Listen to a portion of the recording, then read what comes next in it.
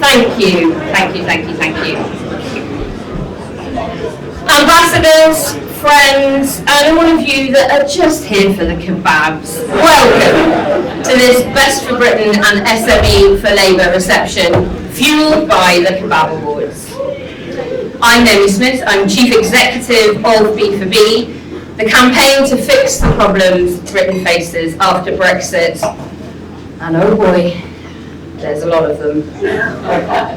13 years of Conservative failure, incompetence and self-interest has left British businesses struggling, consumers paying the price, and the world bereft of a strong voice for democracy, human rights and the rules-based order.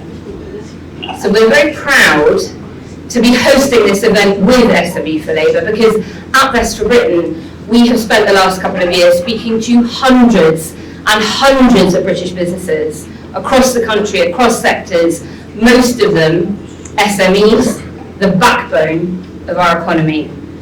Britain needs growth and they know how to deliver it, but they're also being clipped by a dreadful Brexit deal and a government that has refused to draw in their expertise in trade negotiations. Indeed, they've barely been involved at all.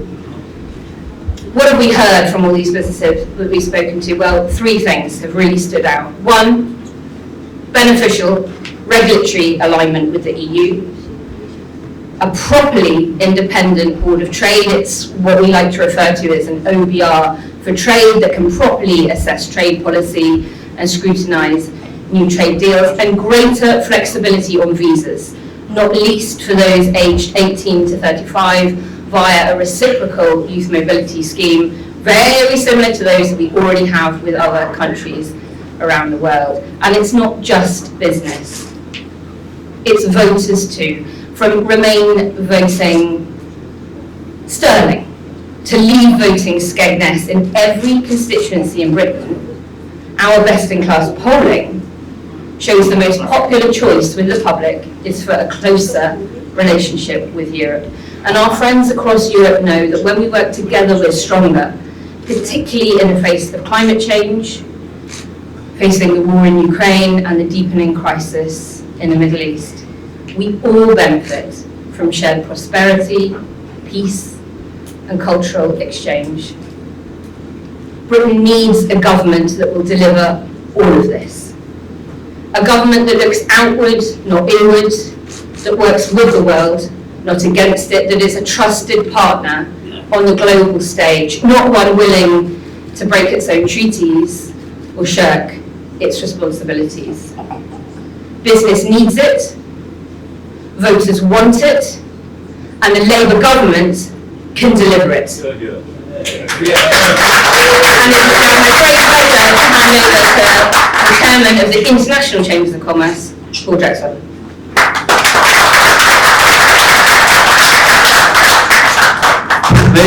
Ladies and gentlemen, good evening. I'm absolutely honoured to be in the hometown of the brilliant Mayor of Liverpool, Steve Rotheram.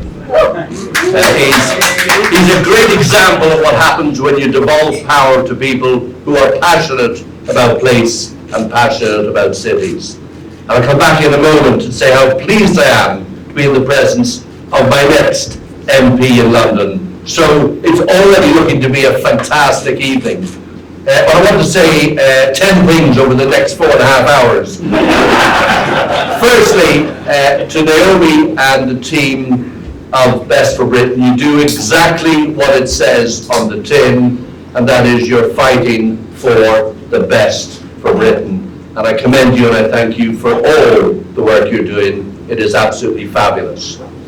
I'd also say that Best for Britain are the team that supported unlocked the independent inquiry into what would it take to transform the future of Britain in terms of trade relations.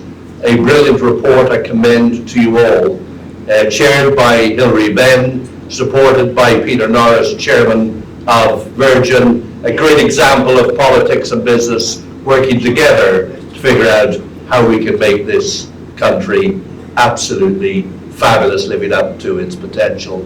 And in there were a number of messages. I just want to emphasize them this evening. And it started, I'd have to say, brought joy and a few tears to my face this morning when David Lammy, Shadow Foreign Secretary, was speaking, and he talked about the importance of industrial strategy to foreign relations. Absolute music to the ears of any business person, because without a very clear foreign relations policy and strategy, you can't possibly have a coherent, sensible industrial strategy. So they go hand in hand, and that was one of the key findings of the report. Another key finding of the report is you need an independent oversight body to make sure we have a long-term trade strategy, that focuses on investment, jobs and growth. And I hear all the clues about that over and over today. Johnny Reynolds, the fabulous Shadow Chancellor, who absolutely blew me away with her speech earlier today, enthusiastic about business, enthusiastic about Britain, enthusiastic about the economy, and recognizing the only way to lift 14 million people out of poverty and to transform our public services is to get business and government working together to create much faster economic growth. And that partnership between the two is absolutely vital. And I have to say, if she'd been in for a vote at 1 o'clock today, my vote would have been 100% there. Because not only was there clarity around the need for industrial strategy, capitalizing on our brilliant universities, our fantastic science base, brilliant FS, fantastic bioscience, brilliant in so many different ways across the UK. And one of the things we're lacking is an infrastructure strategy that enables us to get from Liverpool to London that little bit faster, and from Liverpool to my favourite part of the world, Middlesbrough, that little bit faster. So all this stuff has to come together in an integrated strategy, and I heard that over and over during the course of today. So I think there's an awful lot to be excited about. There's an awful lot to do, because everything that Rachel said, I agree with 100%. The financial state of this country is as bad as it has ever been. And last time round, while there may have been no money left in the bank, at least the public services were not starved, broken and falling apart. So the challenge to get everything going again is immense. It will require everybody in this room, all your mates, all your colleagues, all your friends, and even the people you don't like so much, to work together to get us back to where we need to be. And of course, in the world of business, we know how to run business. But for certain, we don't know how to run cities, and we don't know how to run government. So I'm absolutely thrilled that one of my favourite MPs in the past number of years is going to be replaced. One I know will be my next favourite MP in London for Camberwell and all the surrounding area, to lift us out of poverty and give us a much better future. Miatta, Fahnbulleh, please welcome to the stage. Thank you.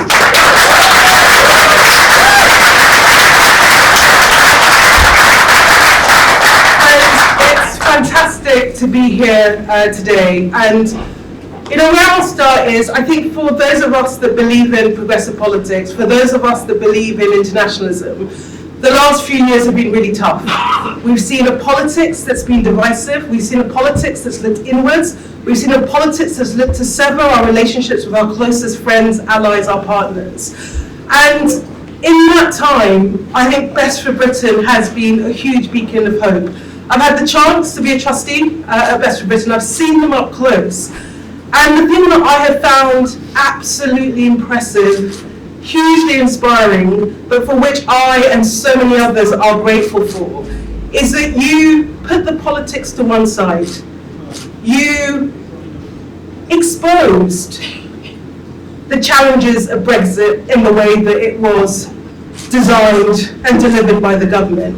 And you went through the task of working with business to set a path about how we can do this better. And that was hard work. That was work against the grain of where our politics was, and it was brave work. And I can't underestimate the challenge ahead of us. You know, with a lot of my other colleagues, will be working desperately for a Labour government. But the thing that we will inherit is absolutely terrifying. I'm an economist. I've seen the ups and downs of the economy. I have never seen the economy so broken. Every part of our public realm struggling. The repair job is absolutely immense. But I'm really encouraged by everything I think the Labour Party has said. That mission for growth, you know, people hear the missions, they roll their eyes, they think it's too technocratic, but my goodness, it is ambitious. And to achieve that is going to require an absolutely monumental effort from all of us to get there. And the thing that must sit at the heart of it is a different type of relationship with our partners across the world, a different type of collaboration with our partners across the world. And the work I think that the Trade and Business Commission has done in showing us how we can do this without the politics, without the nonsense, in a sensible way, I think I hope will be a key footprint of how we go forward. But, you know, for me, the thing I take from the last few years is, you know, Labour talks a lot about that partnership between government and business. We need a different type of relationship because the task ahead of us, not just to repair the country, but to deal with the big challenges from climate change, the fact that living standards have not budged in 15 years is immense. And it will be that innovation, that entrepreneurialism from the state, from the private sector coming together to solve these challenges. And in that, I know Best for Britain will continue doing the amazing work that you have done. And I hope you will have the influence, the impact that you absolutely deserve for the amazing work you've done.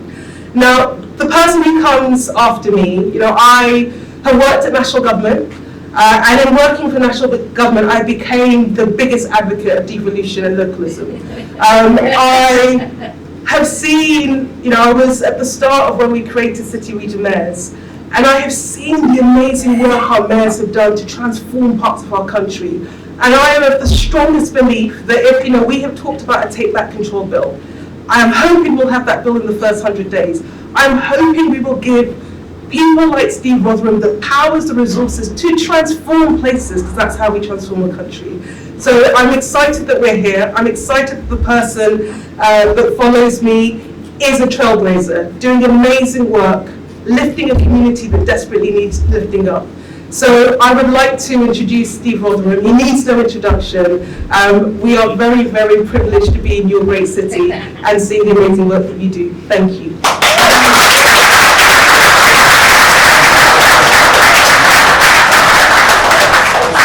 So, welcome to the cultural capital of our country, and I say that because I'm very, very aware that others claim the title, but we had something a few months ago, we don't like to talk about it much, but it was called Eurovision, and if you watch that, you'll see why I'm so confident that we really are the cultural capital. Listen, on behalf of all of you, can I just thank the Hilton Hotel for the free sauna.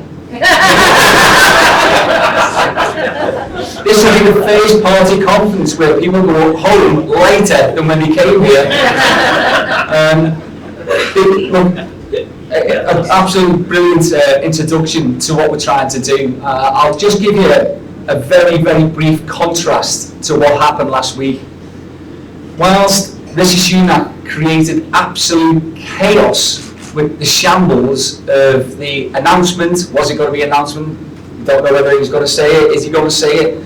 But all of that confusion around HS2, whilst that was going on, and he eventually did cancel it, on the Thursday I was opening a brand new rail station in our city region, £80 million worth of investment, but they had trains going in which were publicly owned. We, the people in our area, bought the trains and are running the trains, and they went into our brand new station. What a contrast with the absolute charlatans that were talking in Manchester about what was best for areas in the north. Areas in the north, for instance, that have been given money and they've redrawn the geography of this country, because Oxford and Cambridge in the north has been given billions of pounds out of the redistribution of HS2, which was supposed to connect Birmingham to Liverpool, to Manchester, and then onwards to Liverpool. Potholes down south have been given billions of pounds for money that was supposed to be redistributed in our area. So look, we don't need anybody in a Tory government to tell us what's right and what's best for people in the north. We live and breathe it every single day.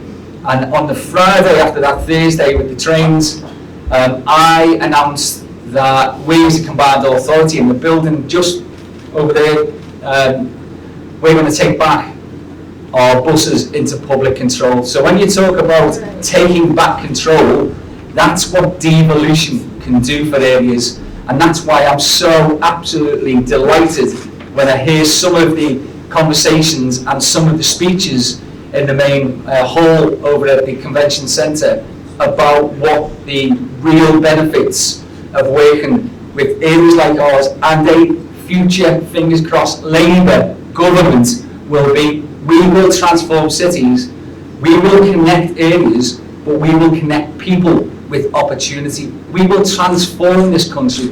We will rebuild the damaged infrastructure. We know that the social fabric has been frayed because of this lot. We will do things such as we've got a race equalities panel to give people true fairness and equality. We will do things that a Tory government in 1,000 years would never do for us. And that's why we need, whenever the general election is called, we need to see a Labour government in power again. Thanks a lot for coming.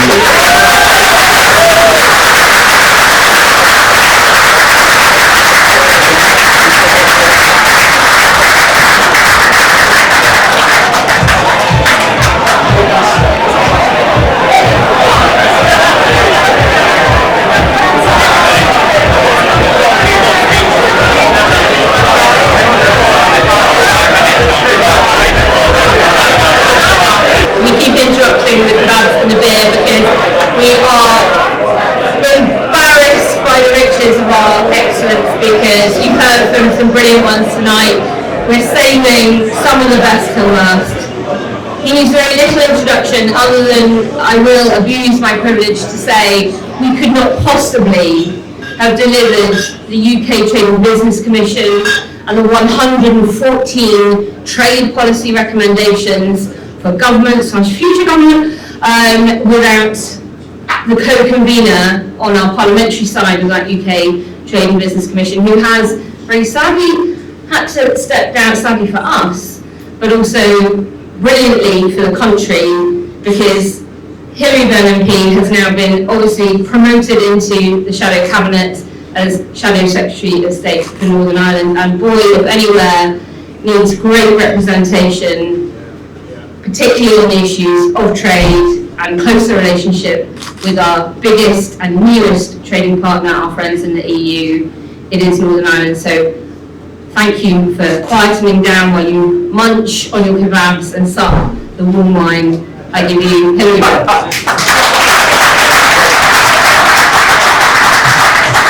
Well, Naomi, thank you very much for that kind introduction, and good evening, friends.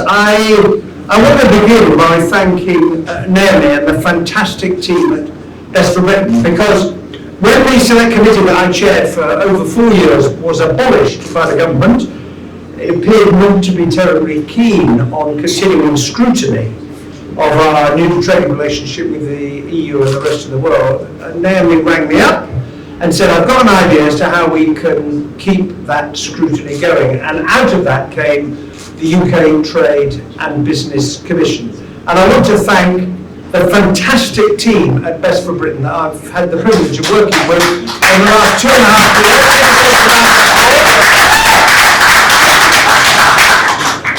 years, who have been absolutely terrific. I want to thank my fellow commissioners who gave me their time, their energy, their effort, their skill and their experience that culminated after all of the evidence we took. Because we believe in one thing, let the facts speak for themselves the experience of business of our new trading relationships, and out of it came what is an excellent report, which contains, as Naomi has already reminded us, 114 recommendations. That is available to anybody in government, current government, future government. Take your pick, to draw upon in answering the central question when it comes to our relationship with the European Union. We lost the referendum, those of us who campaigned passionately for Remain, and therefore we face a new set of circumstances. What will a new but different relationship with the EU look like? And that is what we have been applying our minds to in the work of the Commission, and that included looking at the situation in Northern Ireland. And now I find myself as the Shadow Secretary of State for Northern Ireland, having been appointed by Keir Starmer. And building a new and different relationship is extremely relevant to the people of Northern Ireland, because it is in a unique position because of the Northern Ireland Protocol. It has access to both the EU market and the British market. And I've just come from a reception organised by Northern Ireland Retail and Harland and Wolff. And if you're looking for a place to invest, to export to both of those markets, there is no better place to go to than Northern Ireland. There are some issues with the operation of the protocol. The Windsor Framework was a big step forward, and I voted for it enthusiastically, because it was a result of a patient negotiation that shows what you can do. But we need a different government to be able to progress that new relationship with the European Union, because there's been a terrible breakdown in trust. Boris Johnson signing an agreement when he had absolutely no intention of honouring it damaged the reputation of the United Kingdom. Because people had previously thought when the British government signs on the line, they will keep their word. He showed that under his leadership that was not the case, and the task now is to restore trust with our European friends and neighbours, and that is what Labour is determined to do. I want to wish the Commission, as it carries on its work, I will be watching you very carefully. I will be giving encouragement and support from my new vantage point, because the work that you have done, I had the privilege to be co-convener, but it was a team effort, a fantastic team effort, and the work that you have done has been to begin to answer the question, what does that new and different relationship look like? So I wish you every success over the months and the years ahead, and go back to enjoying yourselves in what looks to me like a night. Oh no, right, okay, right.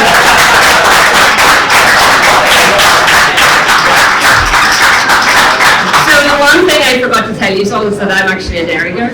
And I lost the accent a wee while ago, but I'm incredibly glad that now in Northern Ireland, where I grew up, will have a Shadow Secretary of State, and hopefully a Secretary of State in Hilary Benn. But I'll go back to my now more normal accent, or more, yeah, my adult accent. That's how I spoke when I was much younger, before politics aged me drastically. Our final speaker for the evening is yet another brilliant advocate for internationalism. Somebody who spoke at our Trade Unlocked conference earlier this year passionately about the need for British trade to get the shot in the arm it so desperately needs by having a closer relationship with the EU. It is Shadow Minister without portfolio, but very importantly with responsibility for our EU relations, Nick Thomas-Symonds.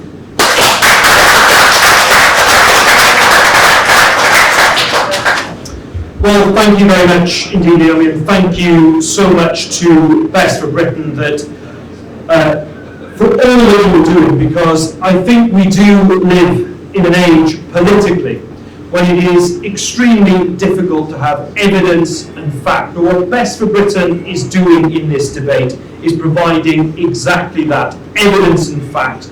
We really do appreciate everything that you do in that regard. And look, the Tories are trying to tear our country apart with division and with bigotry, and I think last week they showed they're not just bored of experts, they're bored of reason, compassion and principle, but I guess frankly some things never change, do they? But in the midst of a time of division, when the likes of Jacob Rees-Mogg, Nigel Farage are trying to make us believe that somehow our European friends and neighbours are the enemy, many people in this room, to whom I am very grateful, have striven to remind us that whilst Britain has left the EU, we are still European, and it is a principle we will never.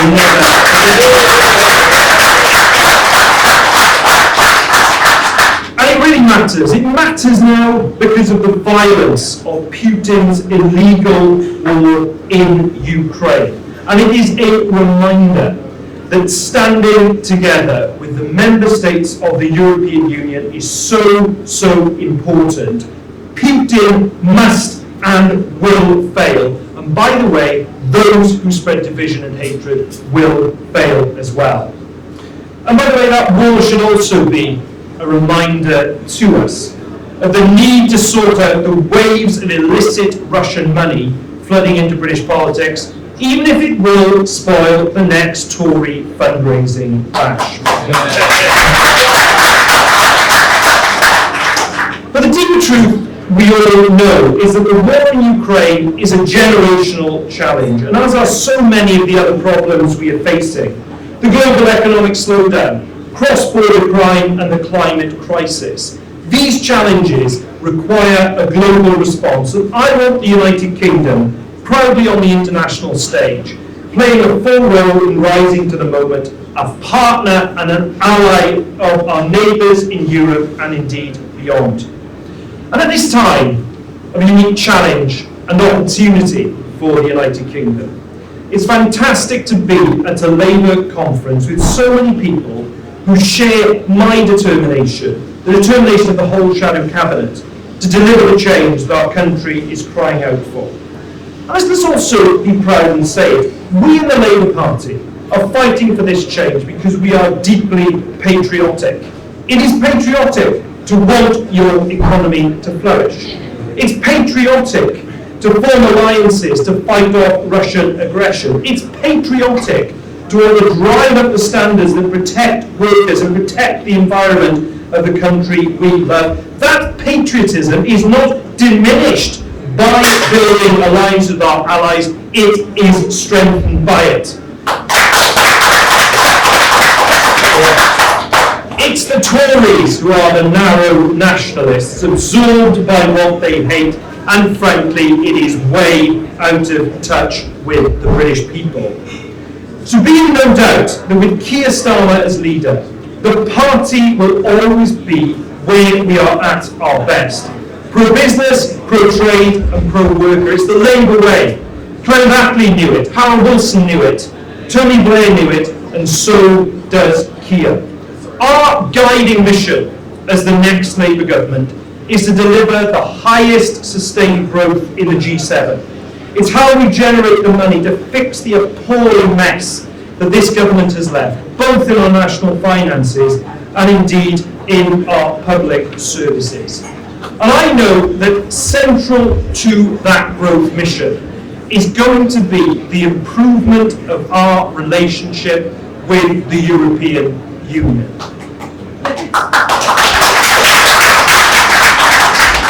Nobody is suggesting we fight the battles of the past.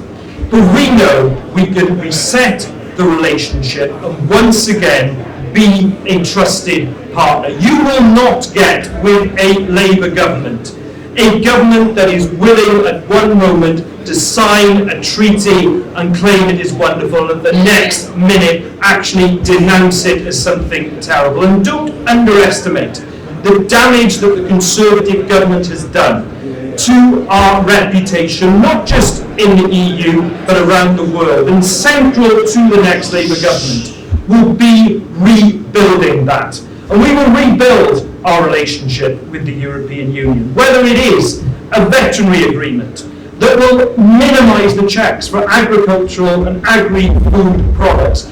Why do we do that? We do that because we want to make sure in this cost of living crisis we put food on people's tables more cheaply. We are passionate about the service exports of our country, our gold standard service exports. Is why we want to get that mutual recognition of professional qualifications with the EU. And what government put dogma to such an elevated position that they wanted to smother our brilliant touring artists with red tape? That is something we need to change. Our brilliant cultural sector able to go around Europe without that red tape, showing the very best of Britain around Europe and indeed around the world. So friends, please support us in this mission. Best for Britain continue to be guided by facts and evidence in a debate that has frankly seen too little of it. Let's all get to it. Let's go for this conference and let's win that general election. Thank you very much.